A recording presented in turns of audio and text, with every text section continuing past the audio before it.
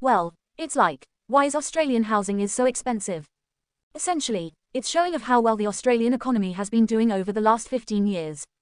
We have had 15 years more or less of an uninterrupted economic growth during which average earning has been raised by close to 90%. While over the course of that period, the standard variable mortgage rate has roughly halved. That meant that the amount which a typical home-buying household can afford to borrow under rules which aren't strictly applied as they used to be had more than doubled. Over the same period, rising immigration in falling average household size has meant that the number of households looking for accommodation has risen by about 1.5 million. That's around 200,000 more than the number of dwellings has increased by. So, you have had a substantial increase in the purchasing power of households. No net increase in the supply of housing enhances all that addition purchasing power has gone into pushing up the price of housing.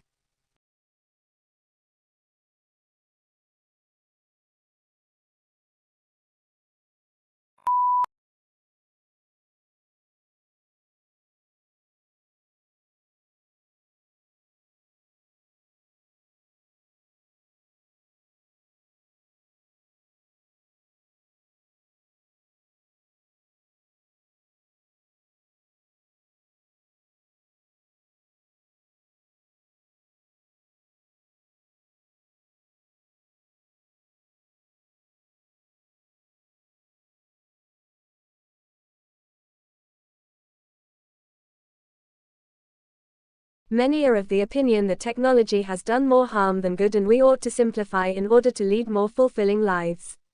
I agree that technology has its drawbacks, but I think turning away from technology is impractical. The main reason that technology has complicated life for people today is that it has made people perpetually available. In the past, a worker might work a 9 to 5 then come home to spend time with their family, have dinner and enjoy their private life. That simplicity is largely no longer the case. Once work ends, you can still get email notifications and phone calls from managers or coworkers. The end result is that you can never be fully present in the moment because work always threatens to pull you back. Although life has become more complicated and this is a negative development, shutting yourself off from technology would only serve to isolate people from the world. If you want to stay in touch with friends and know about events in your area, it is essential to have a phone. You can use Facebook Messenger to cheaply chat with individuals or make group plans. Email is an indispensable element of nearly every job. Without it, you are filtering out quality jobs and predetermining manual work as your vocation.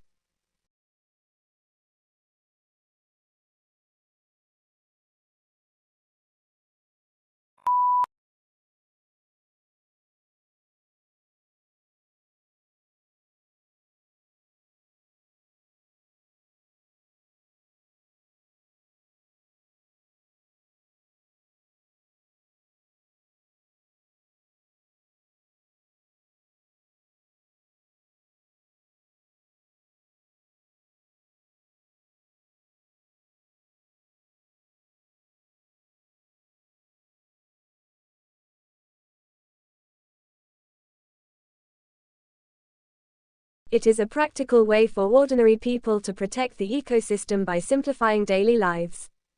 There are many things that we can do for preserving our blue planet. For example, we can work from home, as well as we would tend to purchase local foods like fresh vegetables and meats, rather than buying foreign or non-local commodities. Because frequent transportation inevitably causes more CO2 emission. This is an essential reason why we should simplify our lifestyle in order to reduce exhausting gas emission. If everyone can change thinking pattern to live, work and study simply, the environmental issues will be solved easily.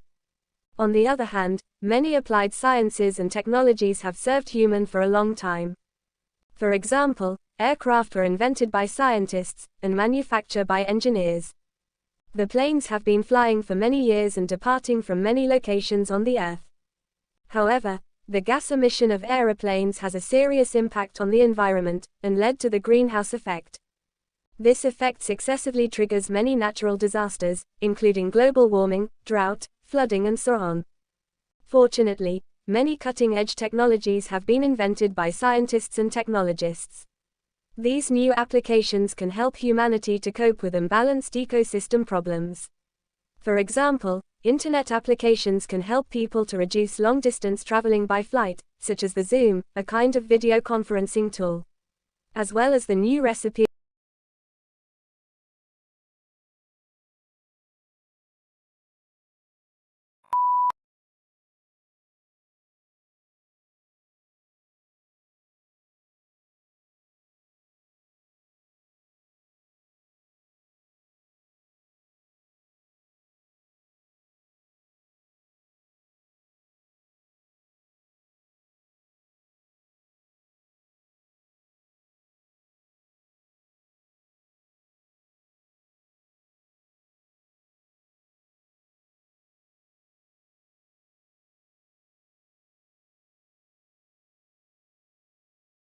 system of networks were simple.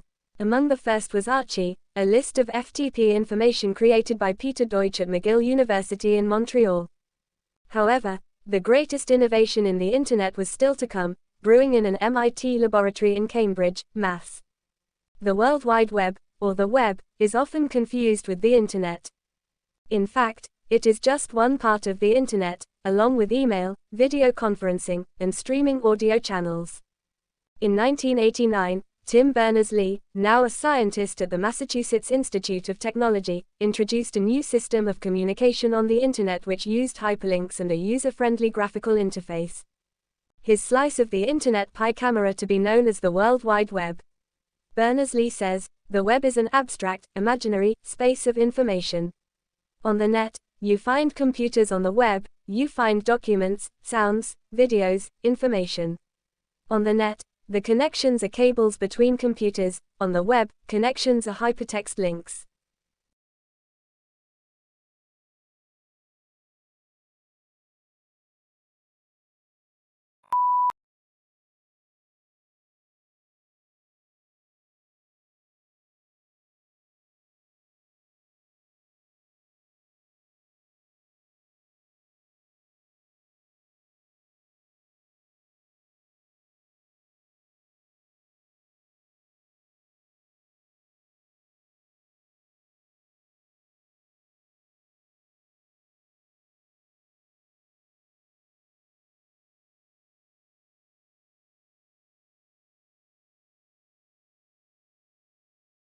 Turner, not surprisingly, painted one of the earliest pictures of London's fog, in the 1835 painting The Thames Above Waterloo Bridge. Turner is a true-born Londoner, is advertising his familiarity with London's air problem by putting smoke, and atmospheric pollution at its centre. And as you can see, in here, the bridge is the central elements, which is a theme that's later taken up by Monet. And it's partly obscured by the steam and smoke which rises from both sides of the river. Here, we see a shot tower. I think you can just about to see, which was constructed in 1826. Do you know what shot towers are?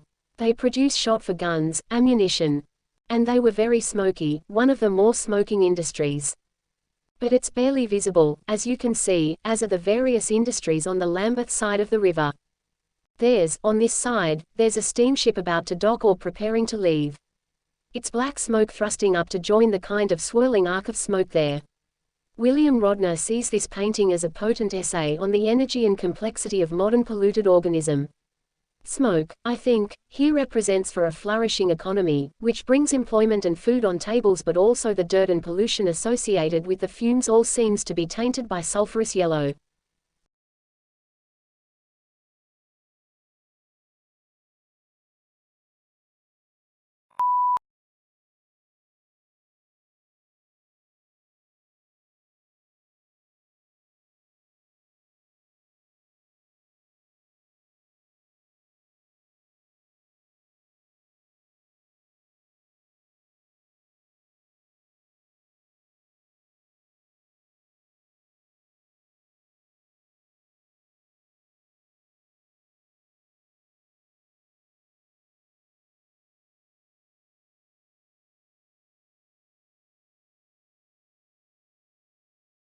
This is a kind of object that you're probably all familiar with when you had the term robot, but I'm gonna show you the very, very first robots.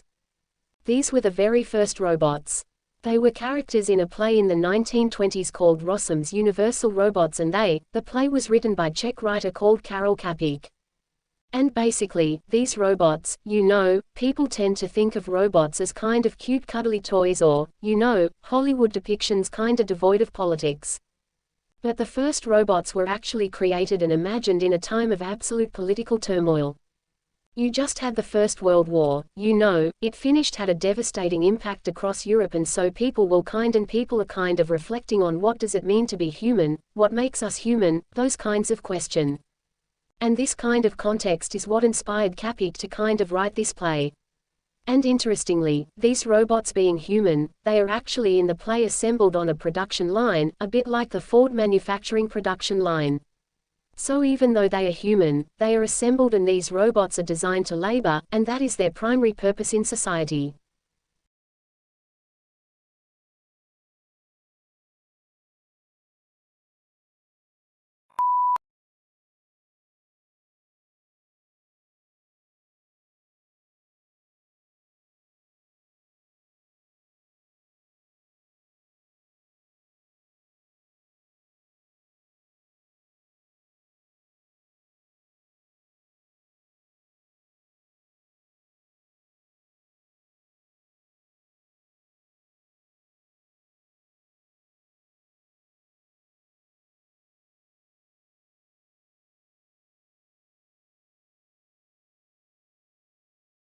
Pounds of honey per year on average in the US.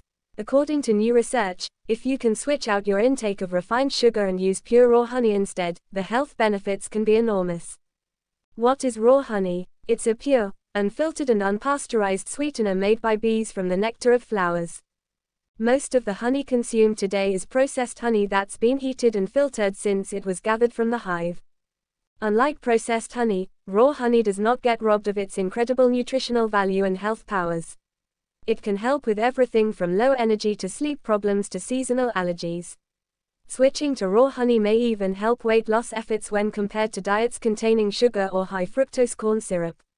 I'm excited to tell you more about one of my all-time favorite natural sweeteners today.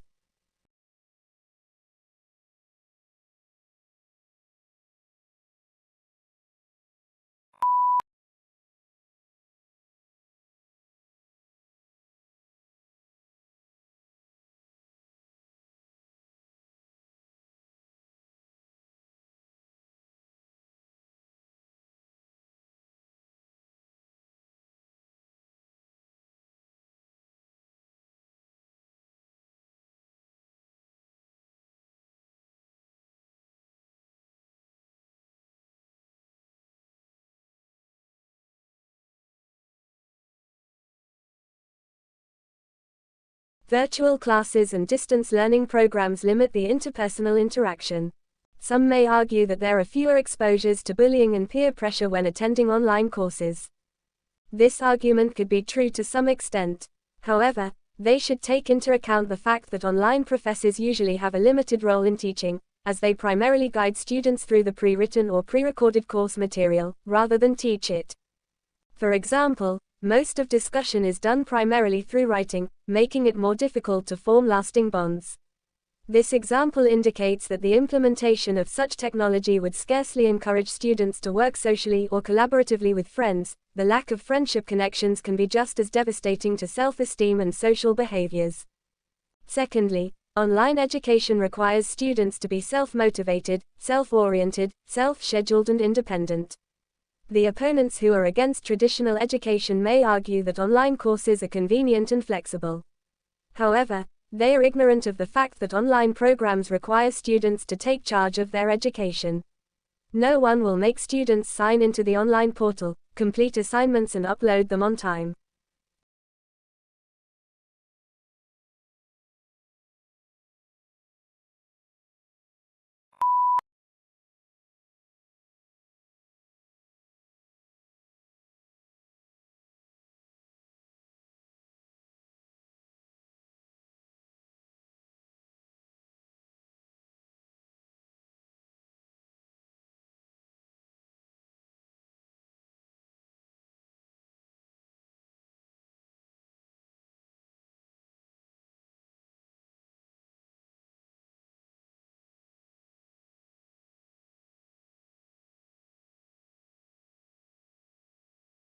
Delivering packages with drones will scale back CO2 emissions inbound circumstances as compared to truck deliveries, a brand new study from University of Washington transportation engineers finds.